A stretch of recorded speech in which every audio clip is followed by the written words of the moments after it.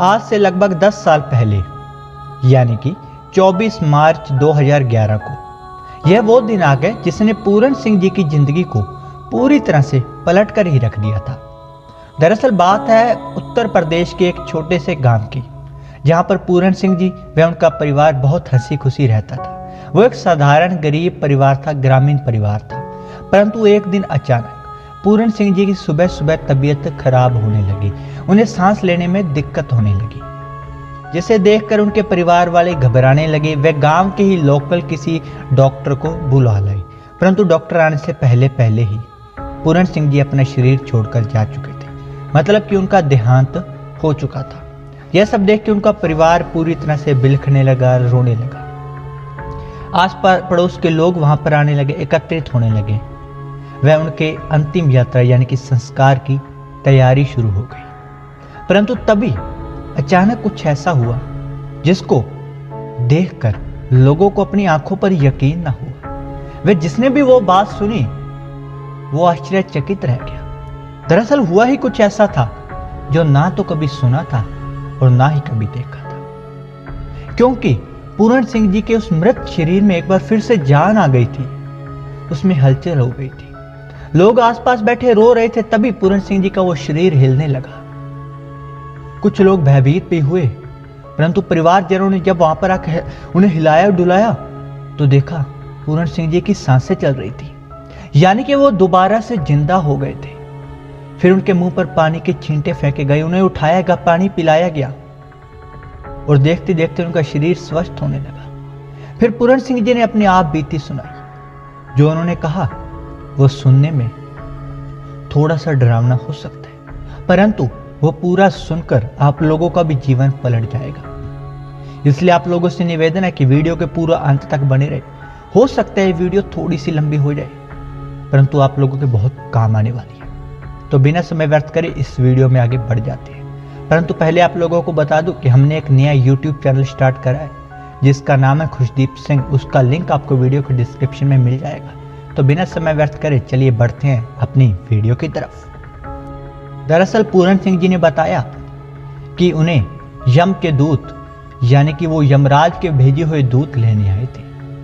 पूरन सिंह जी बताते हैं कि वो अपने मांचे पर लेटे हुए थे इसी शरीर के अंदर। तभी उनके सामने दो भयानक शक्लों वाले, बहुत ही ज्यादा डरावनी व भयानक शक्लों वाले राक्षस जैसे काले काले मुंह वाले दो अनजान शक्लें उनके सामने बन गई। उनकी आवाज इतनी ज्यादा भयंकर, इतनी ज्यादा डरावनी थी कि कोई भी इंसान सुन ले तो उसके प्राण पुखेर उड़ जाए। उन दोनों यम के दूतों ने मेरे ऊपर फंदा फेंका और मुझे बड़ी ही कड़कती आवाज में बोला कि चल, तेरे चलने का समय हो चुका है। तेरा इस पृथ्वी पर रहने का समय अवधि समाप्त हो चुकी है। तूने अपने श्वास खत्म कर दिए, अब तेरा ऊपर न्याय होगा। और उस आवाज को सुनने के बाद पूरन सिंह जी बताते हैं कि वो बहुत ज्यादा भयभीत हो गए। उन्होंने अपने घर वालों को आवाज लगाने का प्रयत्न करा, परंतु ये क्या, उनके मुंह से तो आवाज ही नहीं निकल रही। फिर उन्हें स्मरण हुआ कि हाँ, जब भी किसी व्यक्ति की मृत्यु होने वाली होती है तो सबसे पहले उसकी जुबान बंद हो जाती है। शायद यही वजह है कि आज तक कोई नहीं बता पाया कि क्या होता है मृत्यु के समय। उसके बाद पूरन सिंह जी बताते हैं कि मेरी जो शरीर के अंदर की आत्मा थी वो मुझे महसूस होने लगी कि यम के दूत उसे मेरे शरीर के अंदर से खींच रहे हैं, उसे निकाल रहे हैं। परंतु मेरी आत्मा को इस शरीर से, इस दुनिया से इतना मोह था कि वो शरीर को त्याग कर नहीं जाना चाहती थी। वो लड़ रही थी उनसे, वो भाग रही थी, वो मेरे शरीर के अंदर छुप रही थी, परंतु वो उसे खींचने लगी। मेरे पैरों से वो आत्मा ऊपर उठने लगी और जिस जिस संग से वो आत्मा ऊपर उठ रही थी उसके नीचे का भाग एकदम ठंडा पड़ता जा रहा था, यानी कि मेरा शरीर मर रहा था। मैं उस चीज को महसूस कर पा रहा था कि मेरा ये शरीर मर रहा है।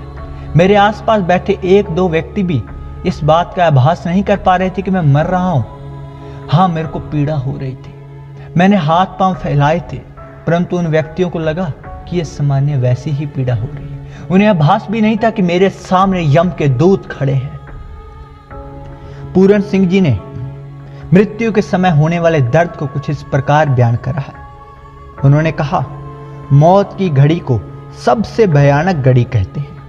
मौत के समय, इस शरीर से अलग होने के समय जीव को जो तकलीफ होती है उसका वर्णन नहीं किया जा सकता। भाव बहुत ही बुरी दशा होती है। मौत के समय सारा शरीर अकड़ जाता है, हाथ पैरों के जोड़ मुड़ जाते हैं, खून का पानी बन जाता है, चेहरा पीला पड़ जाता है, आंखें खड़ी हो जाती हैं, दिल की धड़कन बंद हो जाती है और शरीर धीरे धीरे ठंडा होना शुरू हो जाता है। आत्मा शरीर के रोम रोम में जा छुपती है, परंतु काल शरीर की सब हड्डियों को तोड़ फोड़ कर आत्मा को निकाल कर ले जाता है। आपको बता दें कि श्रीमद् भागवत पुराण में भी इसका वर्णन मिलता है। आत्मा के शरीर में से निकलने के समय इतना दुख तथा दर्द होता है कि जितना कि 100,000 बिच्छू इकट्ठे मिलकर डंक मारे, एक बिच्छू के डंक मारने पर ही शरीर में इतनी जलन होती है कि 8 पहर तक जीव तड़पता रहता है। इससे उस भयानक दुख का अनुमान बड़ी आसानी से लगाया जा सकता है। कुरान शरीफ में भी इसी तरह फरमाया गया है कि एक कांटेदार झाड़ी को गुद्दा के रास्ते से डालकर मुंह के रास्ते खींचा जाए तो जितनी तकलीफ होती है उतनी ही मौत के समय होती है। शहनशाह मस्ताना जी फरमाते हैं, वह जिस तरह किसी रेशमी कपड़े को किसी कांटेदार झाड़ी पर फेंक कर खींचा जाए तो वह चिथड़े चिथड़े हो जाता है, इसी तरह जब आत्मा को शरीर में से निकाला जाता है तो उसकी भी ऐसी ही हालात होती है। मौत के समय जीव को बहुत भारी कष्ट सहन करना पड़ता है। पूरन सिंह जी बताते हैं कि इतना कष्ट सहने के बाद जब उसकी आत्मा को आखिरकार यम के दूतों ने अपने फंदे में डालकर खींच लिया शरीर से, तो एक झटके में समझ आ गया कि यह शरीर व दुनिया तो नाशवान थी, एक झटके में सब खत्म हो गया। उन्होंने कहा कि मेरी आत्मा को मेरा शरीर मृत पड़ा हुआ दिखाई दे रहा था, परंतु उसके बाद यम के दूतों ने मेरी आत्मा को पकड़कर ऊपर लेकर गए तो मैं इस दुनिया के सारे रिश्ते नातों को एकदम से भूल गया। मेरी याददाश्त से वो सब चीजें खत्म हो गई कि मेरा क्या नाम था, कहां से मैं आया हूं, कौन हूं मैं। तब उन यम के दूतों से मैंने निवेदन करा कि मेरे को इतना कष्ट ना दे, क्योंकि वो मेरी आत्मा को लगातार मारते जा रहे थे, तकलीफ दे रहे थे। उन्होंने पूरन सिंह जी ने बताया कि क्योंकि मैंने जीवन में बहुत पाप करे थे। मैंने उन यम के दूतों से निवेदन करा तो उन यम के दूतों ने कड़कती आवाज में बोला कि अगर तेरा कोई सच्चा गुरु है तो बुला ले उसे, क्योंकि वही तेरी अब रक्षा कर सकता है। और इतना सुनने के बाद तो मैं तार तार हो गया, क्योंकि मैंने तो कभी कोई गुरु बनाया ही नहीं, मैंने तो कभी ईश्वर की तरफ ध्यान दिया ही नहीं था, मैं तो संसार के कर्मों में ही लगा रहा था। उसके बाद वो मुझे एक ऐसे मार्ग से लेके जाने लगे जहां पर चारों तरफ सिर्फ अंधकार ही अंधकार था, बहुत भयंकर अंधकार था, डरावनी आवाजें आ रही थी।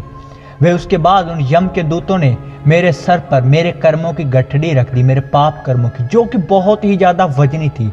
वहां की जमीन मानो सूरज के समान तप रही हो, मैं नंगे पैरी थी मेरी आत्मा। उन्होंने कहा कि इतना पैरों में जलन हो रही थी उस गर्मी के कारण, बहुत ज्यादा गर्म थी वहां पे हवा, सब चीज गर्म थी, हवा चल नहीं रही थी और अंधेरा ही अंधेरा था। वहां से चलते गए, मैं रुकता तो वो यम के दूत मारते मुझे, और चलते चलते आगे एक नदी आई। उस नदी का क्या वर्णन करूं, इतनी भयंकर, इतनी खूंखार नदी, मैंने आज तक सोचा भी नहीं था कि कुछ ऐसा भी होता होगा। इंसानी खून से वो नदी बह रही थी, उसके अंदर अनगिनत प्रकार के जीव जंतु थे, अनगिनत प्रकार के जीव जंतु की हड्डियां, मांस के टुकड़े थे, जहरीले जहरीले खतरनाक जानवर उसके अंदर थे, कीड़ पकौड़े थे, मतलब ऐसी ऐसी चीजें उसके अंदर थी कि सुनकर भी रूह कांप जाए। और इतनी ज्यादा दुर्गंध आ रही थी, गंदगी से भरी हुई वो नदी थी। यम के दूतों ने मेरे को कहा कि तुम्हें तैर कर ये नदी पार करनी है, और इतना सुनकर तो मेरे चीख निकल गई कि ऐसा मैं कैसे कर सकता हूं, इतनी भयानक जगह से मैं कैसे पार हो सकता हूं। तो यम के दूत मुझे मारने लगे, फिर मुझे मजबूरी में वो नदी पार करनी पड़ी। और उस चीज की पीड़ा कैसे बयान करूं, किस चीज से उसका कंपैरिजन, किस चीज से तुलना करूं कि कितनी पीड़ा मुझे हुई। उसके बाद मैंने देखा वहां पर साइड में नरक भी थे, स्वर्ग भी थे, हर चीज वहां पर थी। उन्होंने कहा कि नरकों में तेल से भरे हुए कुंड थे जिनके अंदर तेल खोल रहा था। वह भयानक शक्लों वाले यम के दूत वहां पर बुरी आत्माओं को उसके अंदर तल रहे थे। बुरी आत्माओं को बहुत बुरा हाल था, उन्हें भयानक सजाएं मिल रही थी जिसका वर्णन भी क्या करके सुनाऊं। और एक तरफ स्वर्ग था जिसके अंदर भी आत्माएं विचर रही थी, घूम रही थी।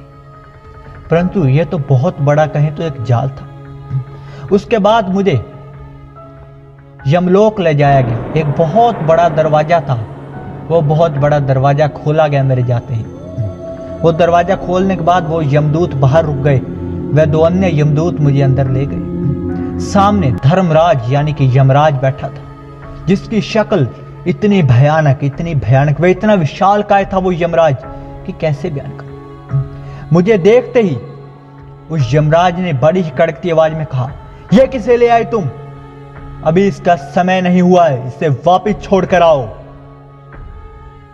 और इतना सुनने के बाद मैं तो स्तब्ध खड़ा रह गया था, क्योंकि उनकी आवाज इतनी ज्यादा कर्कश, इतनी डरावनी थी कि क्या बताऊं। परंतु जैसे ही यमराज ने हुक्म दिया कि तुम गलत व्यक्ति को ले आए हो, तुरंत यम के दूतों ने मुझे पकड़ा और मेरी आंखों के सामने कोई पर्दा सा डाला और एक झटके में मेरी आंखें खुली तो मैं इस शरीर पर था। मेरे घर के आसपास वाले लोग मुझे देखकर डर रहे थे, उनको लग रहा था कि मैं भूत हूं।